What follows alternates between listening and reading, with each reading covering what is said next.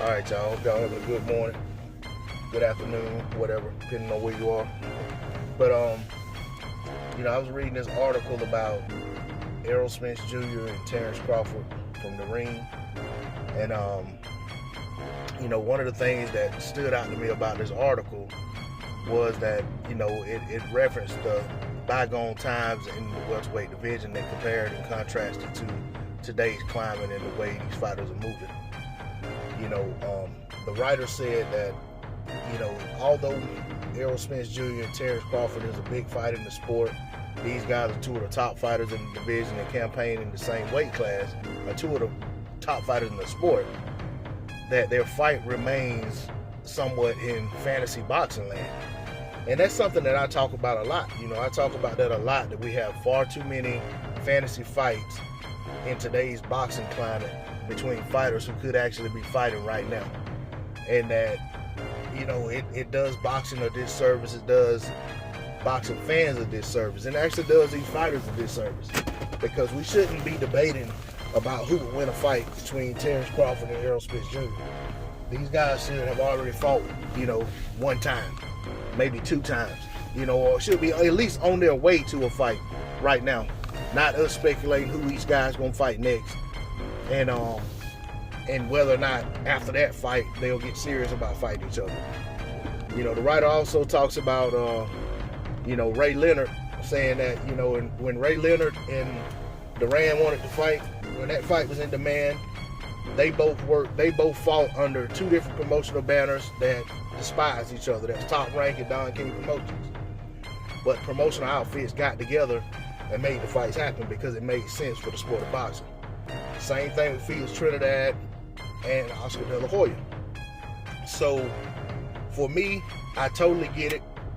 Here we are in 2020, going into 2021, and we're supposed to believe that we can't get the best fights in the sport of boxing because managerial outfits, promotional outfits, and what have you can't seem to work together for the best interest of the sport, the best interest of their fighters, for the best interest of boxing fans. So I've never subscribed to that. I don't subscribe to it. You don't hear me doing a whole lot of talking about this side of the street crap. You don't hear me doing a whole lot of talking about this fight can't be made, or well, this fight could be made if this, that, and the other. I just don't propagate that. I don't promote it. I don't subscribe to it. I don't listen to it. It doesn't make sense to me. There's nothing practical or rational about it. It's just an excuse. All right. Another thing, he said, the fighter said, he said guys like Ray Leonard, Hearns, and those guys, they made fights happen when they were the best guys in and around each other's weight class. And one thing about about Leonard, he said Leonard would have already fought Terence Crawford and Errol Spence probably twice by now, and he probably would have. But the one thing that I do disagree with, that the writer said, and he said that Ray Leonard wouldn't be chasing a 42-year-old Manny Pacquiao, and in saying that, I felt like he took a shot at Bud and Errol, that they, basically saying that there's something wrong with them guys trying to fight Manny Pacquiao. Listen, Manny Pacquiao just beat Keith Thurman, who is around the same age as Errol Spence and Bud Crawford.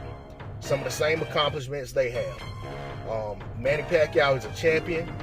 These guys want to become undisputed. Manny Pacquiao holds a title that, unless he relinquishes, somebody's going to have to go through him to become undisputed.